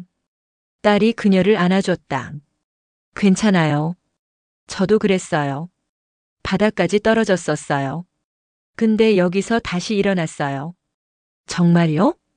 네. 언니도 할 수 있어요. 한 달 후 그 여성은 웃으며 떠났다. 덕분에 힘 얻었어요. 새로운 일자리도 구했고요. 정말 감사합니다. 다시 힘들면 언제든 오세요. 네. 그렇게 쉼터는 입소문을 탔다. 많은 사람들이 찾아왔다. 이혼한 여성, 사업 실패한 남성, 가족에게 버림받은 노인. 우리는 모두를 받아들였다. 엄마, 우리가 천사가 된 것 같아. 그러게. 좋은 일 하니까 기분이 좋네. 아빠도 기뻐하실 것 같아. 그럼. 당연하지. 1년이 지났다. 바닷집은 동네에서 유명해졌다. 맛있는 식당이자 따뜻한 쉼터로. 어느 날 딸이 신문 스크랩을 보여줬다. 엄마 봐. 우리가 신문에 났어. 정말? 기사 제목은 바다가 안겨주는 위로 성준이네 바닷집이었다. 우리의 이야기가 실려 있었다. 대박이다. 우리가 유명해졌네. 엄마, 나 자랑스러워. 엄마랑 이런 일 한다는 게. 엄마도 자랑스러워. 우리는 서로를 안았다. 그날 밤 나는 남편의 사진 앞에 앉았다. 여보, 우리 잘하고 있지? 지영이도 완전히 변했어. 이제 정말 착한 딸이 됐어. 사진 속 남편은 웃고 있었다. 당신 덕분이야. 당신이 남겨준 것들 덕분에 우리가 여기까지 왔어. 고마워. 사랑해. 바람이 불어 커튼이 흔들렸다. 마치 남편이 대답하는 것 같았다. 나는 창밖을 바라봤다. 달빛이 바다를 비추고 있었다. 파도가 철썩거렸다. 평화로웠다. 지영이가 방에서 나와 옆에 앉았다. 엄마 잠 안 와? 응. 너는? 나도. 그냥. 생각이 많아서. 무슨 생각? 엄마랑 나. 그리고 아빠. 우리 가족 얘기. 응. 엄마, 나 진짜 운이 좋아. 엄마 같은 사람이 내 엄마여서. 지영아. 진짜야. 다른 엄마였으면 날 포기했을 거야. 근데 엄마는 안 그랬어. 끝까지 날 믿어줬어. 당연하지. 넌 내 딸이니까. 딸이 내 어깨에 머리를 기댔다. 엄마 사랑해. 나도 사랑해, 지영아. 우리는 그렇게 한참을 앉아 있었다. 바다를 바라보며, 파도 소리를 들으며. 다음 날 아침 나는 일찍 일어나 바닷가를 산책했다. 햇살이 따뜻했다. 물새들이 날아다녔다. 휴대폰이 울렸다. 변호사였다. 사모님 좋은 아침입니다. 네, 변호사님. 무슨 일이세요? 축하드립니다. 사모님의 쉼터가 지자체에서 인정받았습니다. 지원금이 나올 예정이래요. 정말요? 네. 그리고 한 가지 더. 고인의 투자가 또 성공했습니다. 사모님 계좌에 6천만 원이 입금될 예정입니다. 나는 웃음이 나왔다. 성준 씨. 천국에서도 일하시나 봐요. 그러게요. 정말 대단하신 분이셨습니다. 전화를 끊고 나는 하늘을 바라봤다. 여보, 고마워. 계속 우리를 지켜봐줘서. 바람이 불었다. 따뜻하고 부드러운 바람. 집으로 돌아가는 길에 동네 슈퍼에 들렀다. 아주머니가 반갑게 맞이했다. 혜진 씨 신문 봤어. 대단하더라. 에이 뭐. 아니야. 진짜 대단해. 너 같은 사람이 있어야 세상이 따뜻해지는 거야. 감사해요. 그리고 지영이 완전히 달라졌더라. 예전엔 좀, 뭐랄까 오만했는데, 이제는 정말 착해 보여. 그래요. 많이 변했어요. 역시 부모가 잘 가르쳐야 해. 혜진 씨가 잘한 거야. 나는 웃으며 물건을 샀다. 집으로 돌아오니 딸이 아침을 준비하고 있었다. 엄마 어디 갔다 와? 산책하고 장 좀 봤어. 오늘 손님 예약 5팀이야. 바쁠 것 같아. 그래? 그럼 준비해야겠네. 우리는 함께 식당을 준비했다. 테이블을 닦고 식재료를 손질하고 국을 끓였다. 첫 손님이 도착했다. 젊은 부부와 아이 둘. 어서 오세요. 와, 여기 바다가 정말 예쁘네요. 그렇죠? 앉으세요. 메뉴 드릴게요. 딸이 능숙하게 손님을 맞이했다. 웃는 얼굴로 친절하게. 나는 부엌에서 음식을 준비하며 생각했다. 이게 행복이구나. 이렇게 평범하고 소소한 일상이. 점심시간이 끝나고 우리는 잠시 휴식을 취했다. 엄마 아까 그 아이들 귀여웠지? 그러게. 해맑게 웃더라. 나도. 언젠가 아이 가질 수 있을까? 당연하지. 왜 못 가져? 재훈이 때문에. 남자가 무섭더라고. 지영아, 다 그런 건 아니야. 좋은 남자도 많아. 알아. 근데 지금은 괜찮아. 결혼 안 해도. 엄마랑 있으면 행복하니까. 그래도 좋은 사람 만나면 해. 엄마는 상관없어. 알았어. 그때 가서 생각할게. 오후가 되자 쉼터에 새로운 손님이 찾아왔다. 50대 남성이었다. 안녕하세요. 여기가 쉼터라고 들었는데. 네, 맞아요. 들어오세요. 저 사업 망했습니다. 집도 날리고 갈 곳이 없어서. 남성의 눈가가 붉었다. 괜찮아요. 여기서 좀 쉬세요. 밥도 드시고. 정말 무료인가요? 네. 마음 편히 계세요. 남성이 고개를 숙였다. 감사합니다. 딸이 그를 방으로 안내했다. 나는 부엌에서 따뜻한 국밥을 끓였다. 저녁 우리는 함께 밥을 먹었다. 새로운 남성과 머물고 있던 다른 손님들과. 여기 음식 정말 맛있어요. 감사합니다. 그리고 따뜻해요. 음식뿐만 아니라 여기 분위기가. 딸이 말했다. 저도 여기서 위로받았어요. 그래서 다른 분들도 위로받으셨으면 해서. 지영 씨도 힘든 일 있었어요? 네. 많이요. 이혼하고 빚도 있었고 집도 없었어요.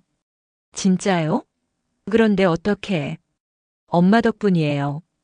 엄마가 포기 안 하고 저를 일으켜 세워줬어요. 사람들이 나를 바라봤다. 대단하세요. 어머님. 아니에요. 당연한 거죠.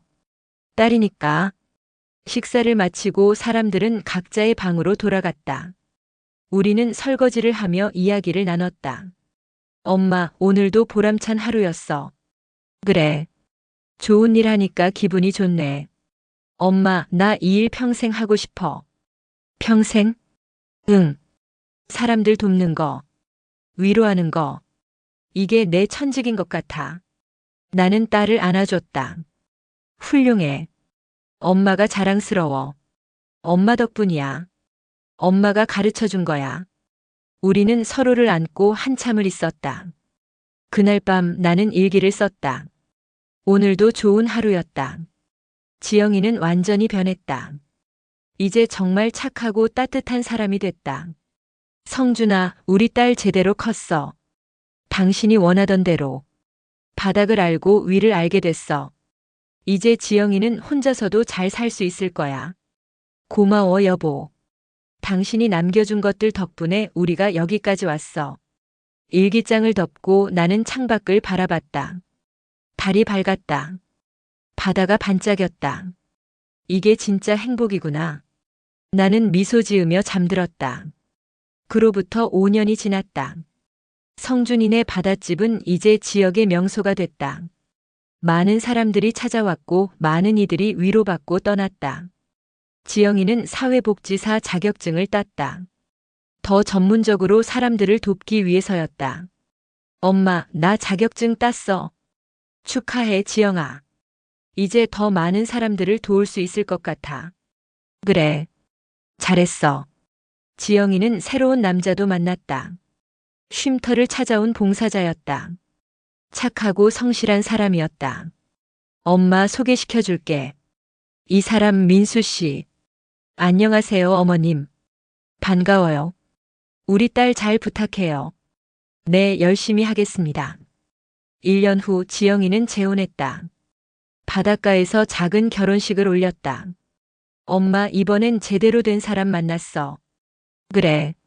엄마가 봐도 좋은 사람이야. 엄마 고마워. 모든 게. 지영아, 행복해라. 응. 행복할게. 결혼식 날 나는 성준이의 사진을 들고 바닷가에 섰다. 여보, 우리 딸 결혼했어. 이번엔 정말 좋은 사람이야. 당신도 기뻐하실 거야. 바람이 불었다. 따뜻한 바람. 우리가 해냈어, 여보. 딸을 제대로 키웠어. 나는 웃으며 눈물을 닦았다.